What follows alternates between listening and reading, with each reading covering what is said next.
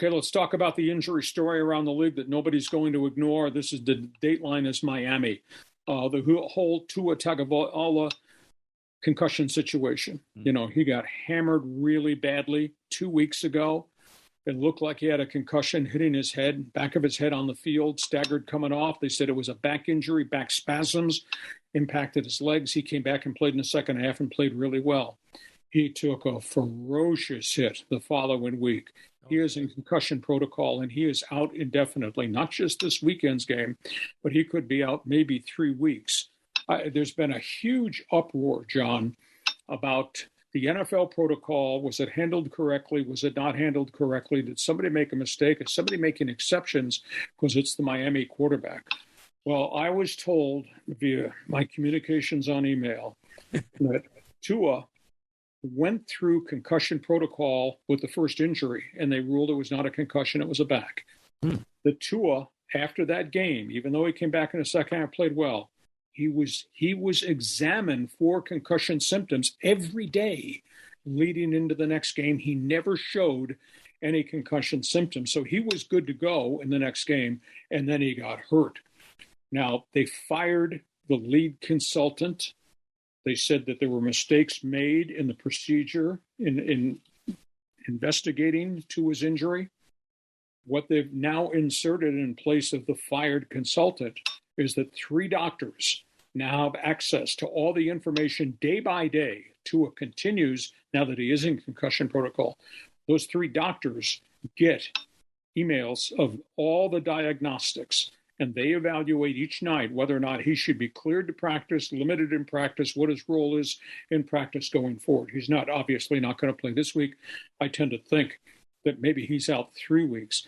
The scary thing to me, and I can't get the picture out of my mind, and I'm a historian.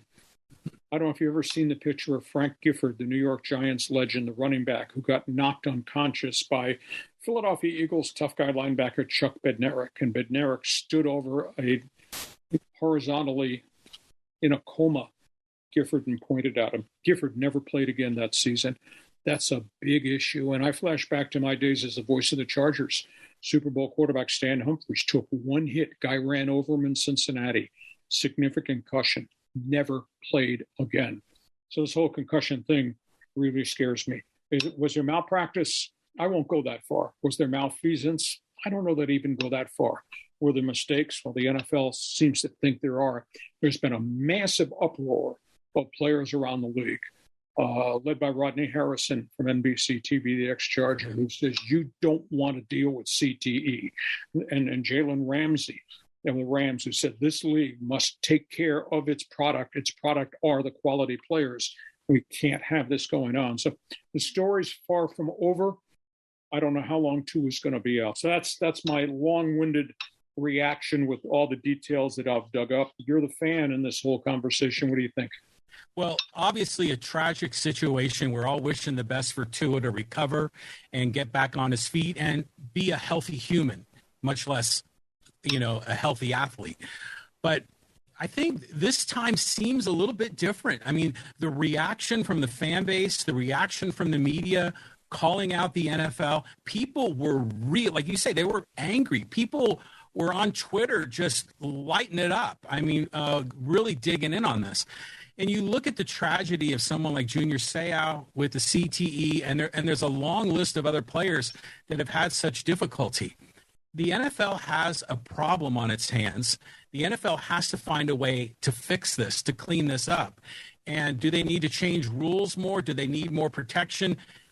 They're going to need to really step up. They can't look the other way. And then meanwhile, in college ball, the San Diego State quarterback gets hit, the Oklahoma quarterback gets hit, and these are younger kids, and they are victims of this as well. So the sport collectively really needs to take a hard look at itself, because parents down at the youth level are going to be reluctant to have their children play football, and then that begins to erode the sport overall.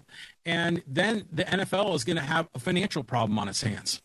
The NFL uses the term abundance of caution.